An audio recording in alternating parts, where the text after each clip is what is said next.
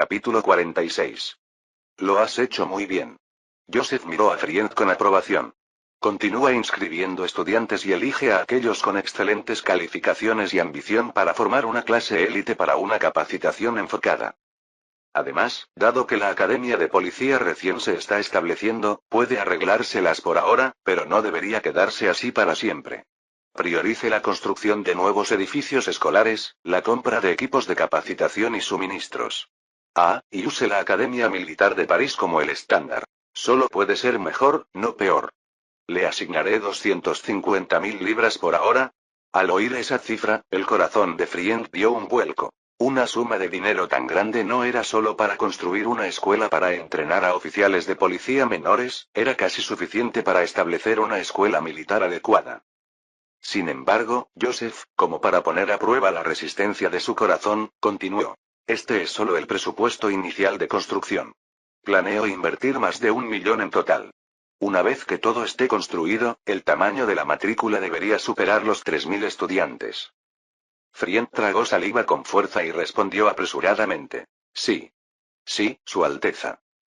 Joseph mencionó entonces con indiferencia. Por cierto, todos han trabajado duro durante la fase preparatoria de la Academia de Policía. Tomen 5.000 libras de los fondos para recompensar a la administración de la Academia de Policía, incluido usted mismo. Sí. Gracias, Alteza. La preparación en la Academia de Policía avanzó mucho más rápido de lo esperado, y esto seguramente merecía una recompensa. En ese momento, la recién inaugurada Academia de Policía contaba con todos los instructores, empleados administrativos e incluso los encargados de la construcción de los edificios escolares, que sumaban un poco más de 20 personas en total, lo que equivalía a recompensar medio año de salario por cada persona. Al oír la noticia, los ojos de Besanon se llenaron de envidia. Antes, pensaba que Friend era un simple director de una escuela de policía, pero ahora parecía que no se trataba de una escuela de policía normal y corriente. El futuro desarrollo de Friend podría rivalizar con el suyo como director de servicios policiales. En su mente, se comprometió a trabajar duro. En el área de servicios policiales, debía superar a Friend a toda costa. Etienne, director general del Banco Ravel, llegó al Palacio de Versalles poco después de las 10 de la mañana. Habiendo trabajado con el sistema financiero francés durante más de una década, estaba muy familiarizado con él. No tardó mucho en encontrar sus contactos dentro del sistema financiero y, en un rincón tranquilo, preguntó en voz baja. Vizconde León, la deuda nacional está a punto de vencer. ¿Por qué el Ministerio de Finanzas no parece tener prisa? El vizconde León miró a su alrededor y respondió en voz baja. Hasta donde sé, un banco de reserva de Francia le ha otorgado un préstamo al príncipe heredero. Esto incluye el préstamo del Banco Labor, y el préstamo de su banco no es necesario por ahora. Etienne frunció el ceño profundamente, su mente estaba acelerada, pero no podía recordar ninguna institución llamada Banco de la Reserva de Francia. Un tanto escéptico, preguntó. ¿Está seguro de esta información? ¿Me estás cuestionando? El vizconde León parecía disgustado, su rostro se ensombreció. El acuerdo de préstamo con la Reserva del Banco de Francia está listo. Lo vi con mis propios ojos. ¿Cómo podría estar mal? Etienne se sintió como si le hubiera caído un rayo. Este préstamo a corto plazo ascendía a la friolera de 6 millones de libras, repartidas a partes iguales entre el Ravel Bank y el Labot Bank. Aportaría más de 300.000 libras en intereses anuales al Ravel Bank, un negocio importante para el banco. Si otra parte se apropiara de este trato, seguramente enfrentaría un castigo. Empezando a sudar por la urgencia, no pudo evitar recordar el acuerdo anterior entre el banco y el duque de Orleans. El banco Ravel retrasaría el préstamo hasta el último momento, esperando a que el príncipe heredero estuviera al borde del abismo, momento en el que un representante del duque intervendría, lo que impulsaría al banco a emitir inmediatamente el préstamo. Lo que estaba sucediendo ahora no coincidía con lo que se había discutido con el duque de Orleans. Maldita sea, debe ser ese banco de reserva de Francia.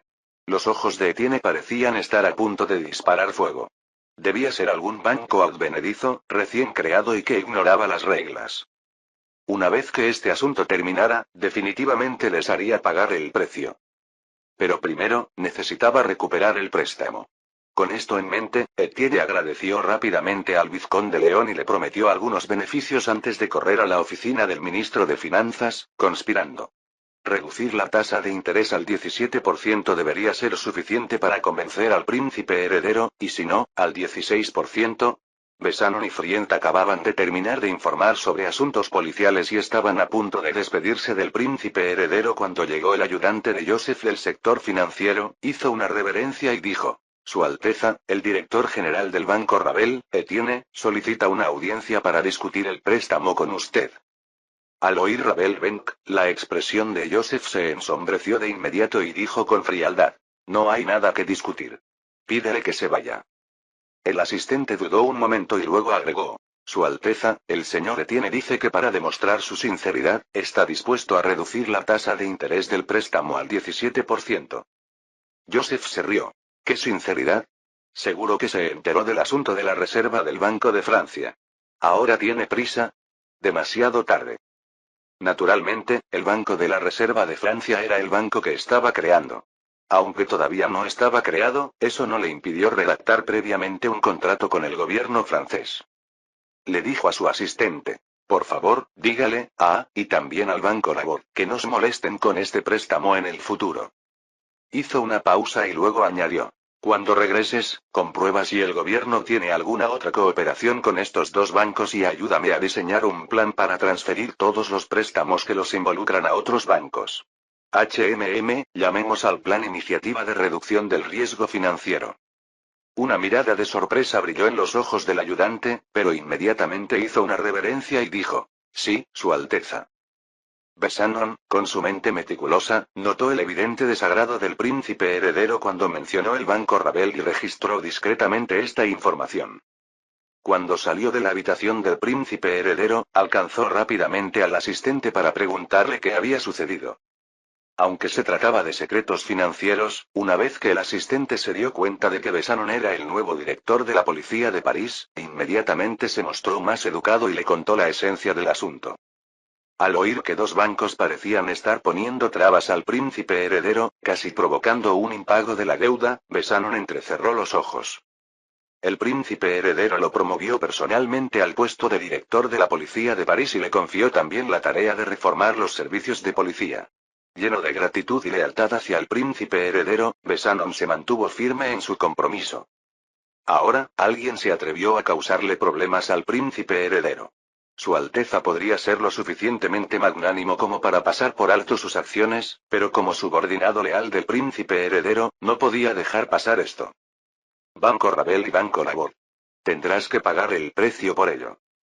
Por otra parte, Etienne salía del Palacio de Versalles aturdido. Acababa de enterarse de que no solo el acuerdo de préstamo de 6 millones de libras ya no era asunto del Banco Ravel, sino que el gobierno también podría terminar toda colaboración con él en el futuro. Una de las actividades principales del Banco Ravel era proporcionar al gobierno préstamos a corto plazo, de gran importe y con tipos de interés elevados, que prácticamente no entrañaban riesgo. Pero en el pasado, el gobierno francés era tan pobre como un ratón de iglesia y siempre pedía préstamos a los bancos. ¿Quién habría pensado que esta vez, de repente, se mantendrían firmes? El rostro de Etienne se puso pálido. Si este asunto se hacía realidad, no se trataría solo de un problema de desempleo para él. Los furiosos accionistas del Banco Ravel podrían incluso venderlo para que trabajara como obrero en Haití durante el resto de su vida. Al pensar en ello, se estremeció, pero la situación ya estaba completamente fuera de su control. No le quedó más remedio que apretar los dientes y apresurarse a regresar a París para informar del asunto a la junta directiva del banco. Capítulo 47. Delau de la Voz nunca había estado tan agitado como hoy desde que se hizo cargo del negocio familiar.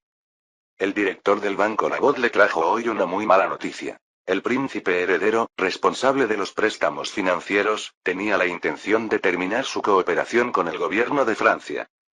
En ese momento, la situación industrial y comercial en toda Francia era sombría. Los préstamos gubernamentales eran el segmento más importante de los negocios del Banco Labot.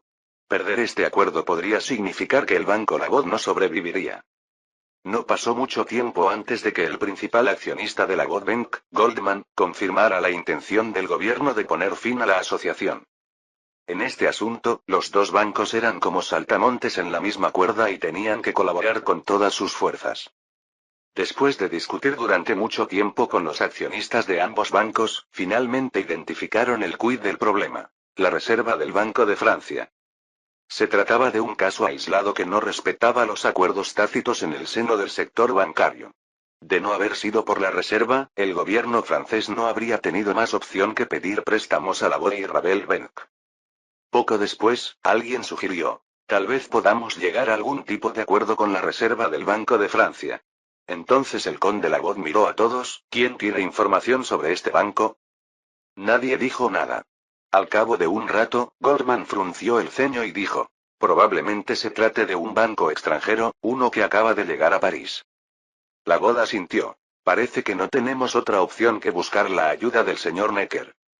En los jardines de la villa del asesor principal del gremio bancario de Francia y famoso banquero, el señor Necker, Lagot y Goldman relataron los acontecimientos, refiriéndose simplemente al gobierno francés como un cliente importante y a la deuda nacional como una deuda privada de ese cliente, y luego miraron con atención a Necker.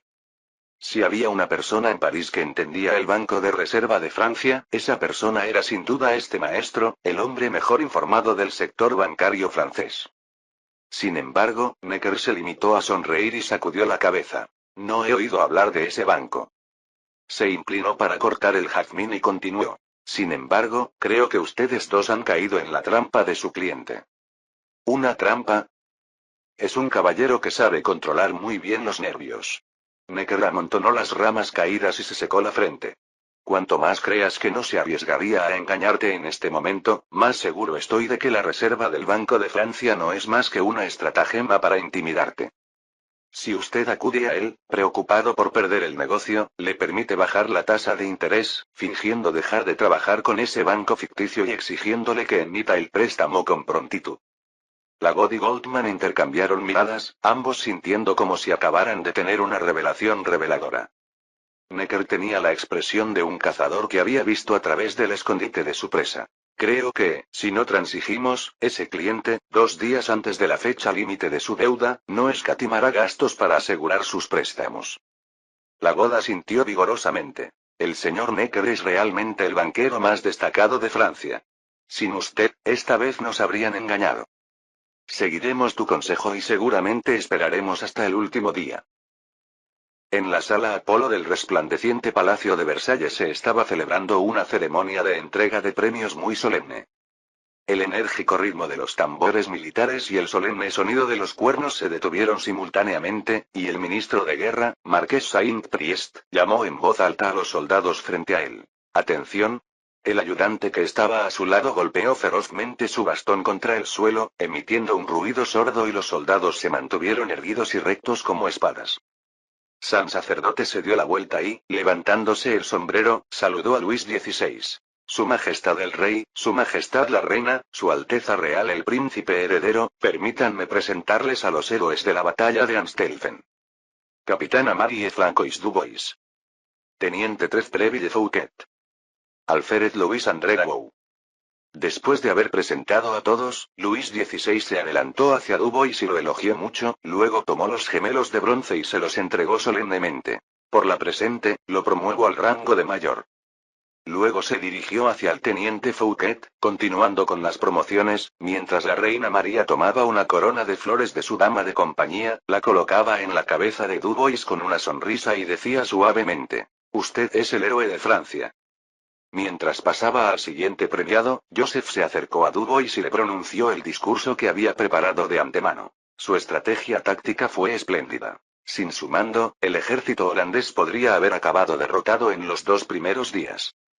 No tenía intención de participar en una ceremonia tan tediosa, pero como planificador de la repulsión holandesa a los prusianos, tanto la reina como los militares habían solicitado encarecidamente su presencia en la ceremonia de premiación, por lo que había asistido de mala gana.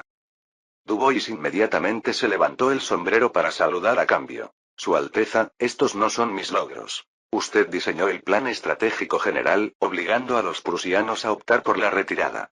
En cuanto al plan táctico en Amstelfen, en realidad lo planeó un buen amigo mío, el capitán Mertier, antes de que yo me fuera, y yo solo lo ejecuté.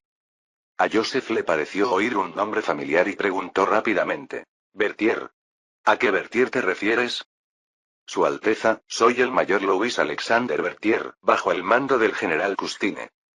Nota. El apellido Davout debería ser parecido a Davout, similar a Deavout según la convención de traducción, pero aún se escribe como Davout y se le antepone el prefijo de para simbolizar la nobleza.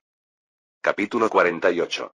Los ojos de José se iluminaron de inmediato, pero para estar seguro, continuó preguntando. ¿Sabes algo más sobre él? Diboa se sintió un poco triste, como si él fuera el que estaba siendo elogiado hoy, pero el príncipe heredero siguió preguntando por Alexander. Sin embargo, respondió con paciencia. Su Alteza, proviene de una familia militar y se destaca en la cartografía. Es ingenioso y puede soportar las dificultades. También luchó en América bajo el mando del conde Rochambeau, y el plan de batalla para Yorktown fue creado por él. Al escuchar sobre su habilidad en la cartografía y su participación en la Revolución estadounidense, Joseph pudo confirmar plenamente que este hombre era el históricamente famoso asistente personal de Napoleón, el jefe del Estado Mayor del Ejército, que siguió a Napoleón desde Italia hasta Rusia, acumulando numerosos logros, el mariscal Berthier.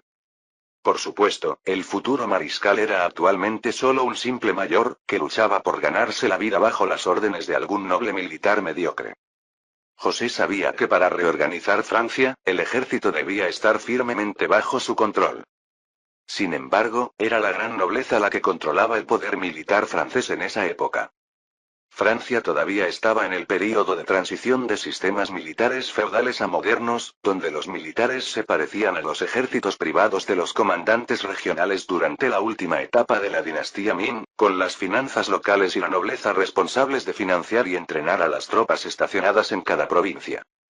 El equipamiento y la eficacia combativa del ejército dependían por completo de la inversión local.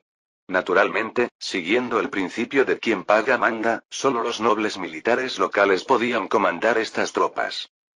Esto era evidente por los nombres de las unidades militares de la época. Regimiento de Flandes, Regimiento de Infantería de Soubranson, Regimiento de Burdeos, etc., todas ellas nombradas en honor a lugares que antes eran dominios de grandes señores.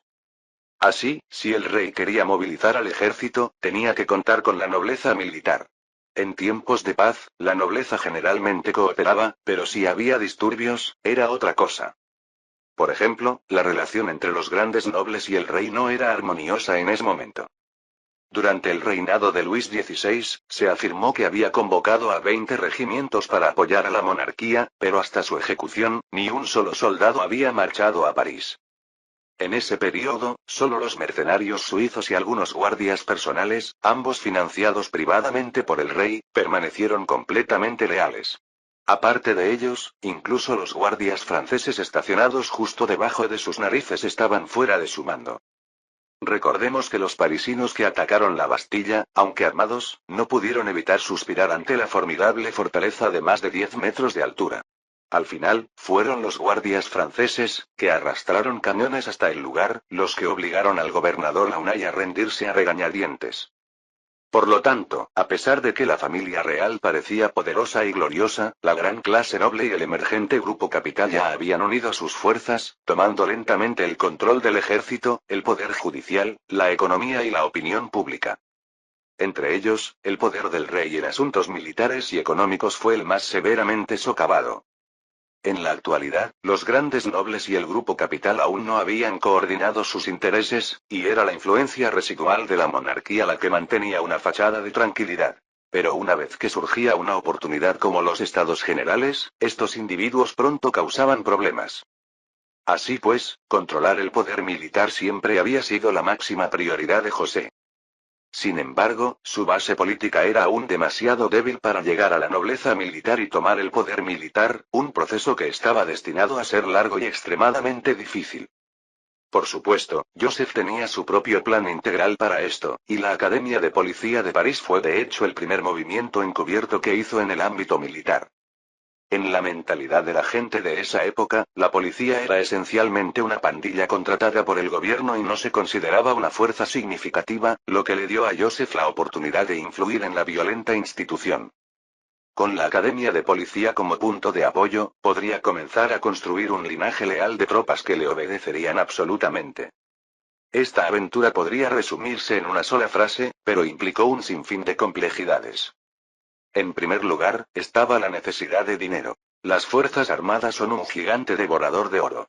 Afortunadamente, ahora contaba con la Compañía Ángel de París. Aunque estaba lejos de alimentar a la bestia devoradora de oro, aún podía conseguir la financiación inicial. El siguiente paso era el equipamiento. Debían existir armas avanzadas que pudieran abrumar a todos los oponentes. Joseph estaba muy seguro de ello, ya que sabía que la tecnología de equipamiento que tenía en mente era absolutamente capaz de aplastar esta era, solo hacía falta fabricarla. Por último, y más importante, estaba la gente, el talento militar, que incluía soldados de gran calidad y comandantes excelentes, sobre todo estos últimos, ya que un buen general podía incluso determinar la victoria o la derrota en el campo de batalla. Y precisamente el mariscal Berthier fue un oficial tan destacado. Se podría decir que sin su ayuda, los logros militares de Napoleón habrían sido mucho menos impresionantes.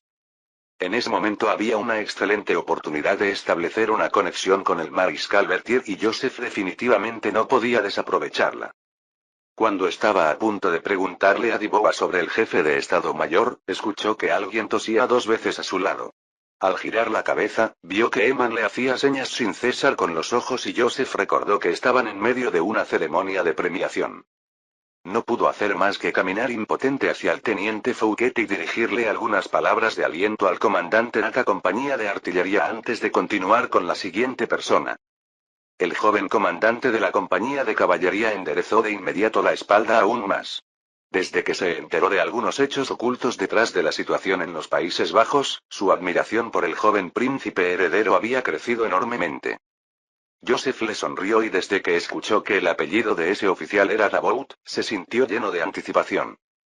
Después de elogiar al teniente Davout por liderar a la caballería en un valiente combate, no pudo esperar para preguntar. «Teniente Davout, ¿alguien de su familia ha servido en la Guardia Imperial?» Davout asintió con sorpresa. «Sí, Su Alteza, mi padre una vez sirvió como comandante de compañía en el regimiento de caballería real». Los ojos de José se iluminaron. «¿Tienes un pariente llamado Nicolás?» Davout se sorprendió aún más. «Su Alteza, ¿conoce a mi hermano?» «¿Nicolás es tu hermano?» «Sí, Su Alteza, Louis Nicolás Davout, es mi hermano menor». Joseph estaba muy contento por dentro. ¿Qué día de suerte había sido aquel? Había ganado 2 premios gordos seguidos. Nicolás Davout. Mariscal de hierro. Uno de los 3 generales más fuertes de Napoleón, un genio militar supremo. Para él, ganar contra un número mayor de enemigos era algo rutinario y había revertido muchas veces el curso de las batallas por su cuenta. El hombre a quien Napoleón aclamó como la gloria más pura de Francia. Si perdiera esta oportunidad nunca se lo perdonaría. José se adelantó y preguntó, ¿dónde está sirviendo ahora tu hermano? Su Alteza, Nicolás todavía está en la Academia Militar. No se graduará hasta el año que viene. ¿Aún no se ha graduado, eh? Joseph se sintió un poco decepcionado, pero luego pensó que era mejor así. Ahora debía retener a su hermano y, una vez que se graduara, traerlo directamente aquí para que se ganara la confianza con mayor facilidad. Una vez concluida la ceremonia de entrega de premios, el grupo de oficiales meritorios se despidió del rey y la reina. Cuando llegaron ante Joseph, este retuvo de repente a Dubois y André Davout, con la excusa de que quería oírles hablar de las intensas batallas en el frente holandés, y los llevó a la plaza del Palacio de Versalles. Capítulo 49. La gran fuente refractaba alegres luces de arco iris bajo la iluminación del sol.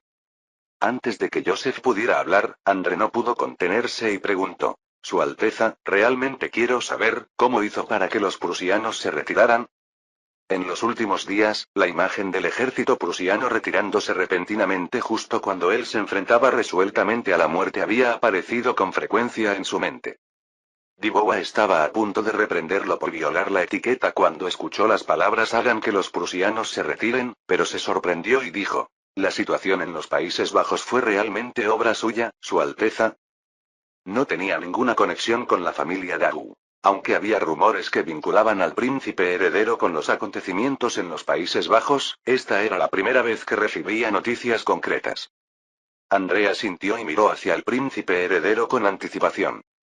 Joseph se rió entre dientes y dijo, No es conveniente revelar los detalles, pero en esencia, se trataba de entregar a Wilhelmina a la policía del sur de los Países Bajos y hacer que la devolvieran a Prusia, para luego dejar que el Partido Patriota trajera al príncipe de Orange de regreso a Ámsterdam. Naturalmente, esto eliminó la excusa de Guillermo II para interferir en los Países Bajos. Su breve explicación contenía enormes implicaciones. Cómo encontraron a Guillermina, cómo la llevaron al sur de los Países Bajos y cómo la enviaron de regreso a Prusia para que coincidiera exactamente con el momento en el campo de batalla, sin despertar las sospechas de Guillermo II sobre Francia. André y Dubois intercambiaron una mirada, ambos vieron sorpresa y admiración en los ojos del otro por la jugada magistral del príncipe heredero. Como se trataba de asuntos secretos, aunque ardían de curiosidad, no creyeron que fuera apropiado investigar más. Luego comenzaron a describir las sangrientas y feroces condiciones de la batalla en los Países Bajos, especialmente el último día, cuando la ofensiva del ejército prusiano fue extremadamente intensa y el ejército francés tuvo más de 40 bajas entre sus 300 voluntarios. Con expresión grave, André suspiró y dijo: el ejército prusiano tiene una estricta disciplina militar y un alto nivel de entrenamiento. Si la batalla hubiera continuado, calculo que los holandeses no habrían resistido hasta el anochecer. Dubois asintió. Actualmente, Alexander está estudiando la estructura militar del ejército prusiano y entrenando a los servicios de inteligencia. Según él, miró a Joseph y dijo con cautela: la capacidad de combate del ejército prusiano es un tercio mayor que la del ejército francés. Joseph sabía que su afirmación no era una exageración, ya que Prusia había afirmado en su día tener el ejército número 1 de Europa. El sistema de entrenamiento militar de la nobleza Junker era muy exhaustivo y estricto, junto con la perseverancia y la obediencia alemanas. Aunque sus capacidades habían disminuido un poco, su eficacia en el combate todavía no debía subestimarse. Dijo solemnemente: la estructura del ejército francés es demasiado anticuada. Debería haber sido reformada a fondo hace mucho tiempo. Históricamente, el ejército francés, anticuado, había sufrido graves reveses en el campo de batalla hasta que apareció Napoleón y estabilizó la situación. Bajo el liderazgo de Napoleón, se completó la reforma militar y, finalmente, se convirtió en la fuerza dominante en el continente europeo. Dubois asintió de inmediato. De hecho, Alexander y yo hemos hablado de esto varias veces. Deberíamos estudiar Prusia en profundidad para afrontar los diversos desafíos futuros. ¿Estudiar Prusia? Joseph lo miró pero sacudió la cabeza levemente. Lo que tenemos que hacer es superar al ejército prusiano, no simplemente emularlo.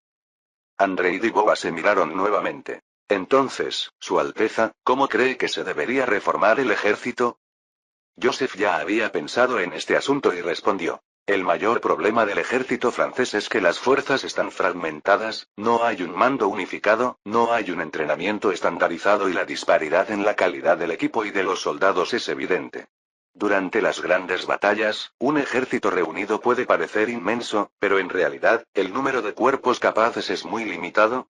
Como había mencionado las reformas militares, pasó a hablar de abolir los regimientos locales, nacionalizar la gestión del ejército, aumentar el número de suboficiales y su entrenamiento y desarrollar nuevas tácticas. André y Dubois escucharon atentamente y sus ojos se abrieron cada vez más. El príncipe heredero apenas tenía 13 años, pero ya poseía una gran visión estratégica. Ellos, con varios años de educación en la academia militar, solo sabían repetir las experiencias del pasado. Era como si hubieran estado funcionando sin cerebro. Capítulo 50. Dubois, que era algo mayor que él, sabía perfectamente que la organización, la gestión, el entrenamiento y la logística eran fundamentales para mejorar la eficacia combativa del ejército. Ya había sacado papel y lápiz y repetía en voz baja el contenido de la reforma militar que acababa de mencionar el príncipe heredero, y lo copiaba rápidamente.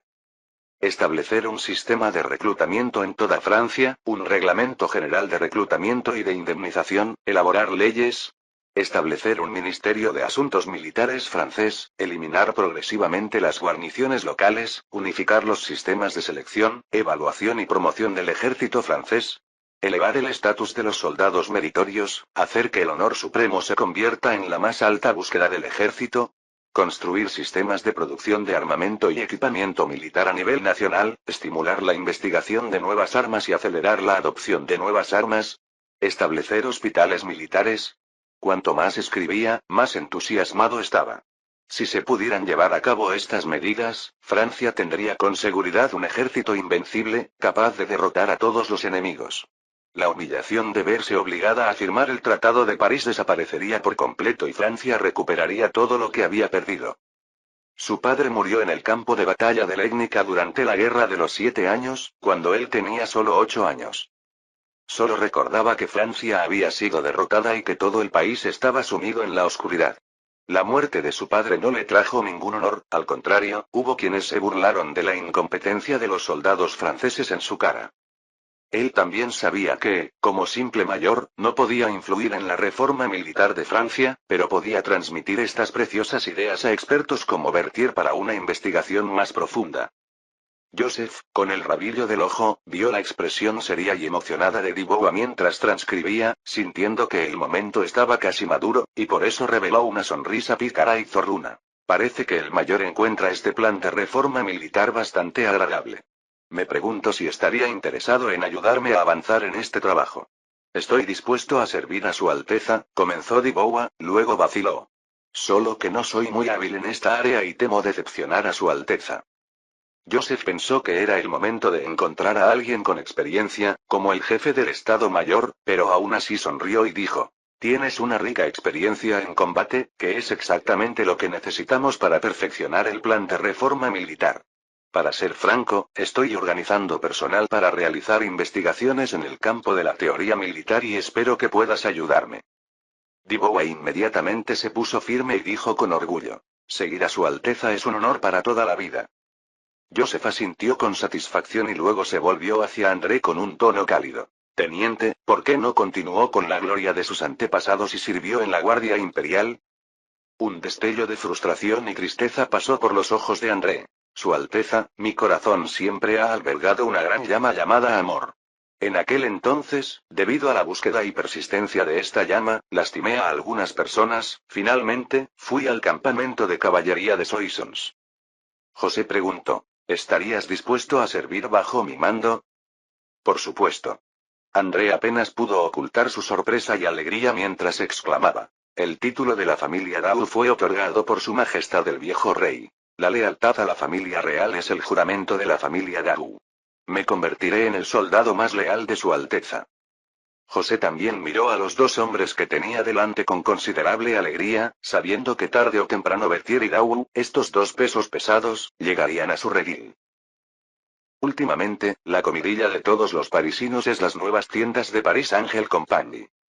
No pudieron evitar prestarle atención. La preparación simultánea de 3 nuevas tiendas era como 3 remolinos en la superficie del mar, que atraían incesantemente madera, vidrio, pintura y objetos de cobre de todo París.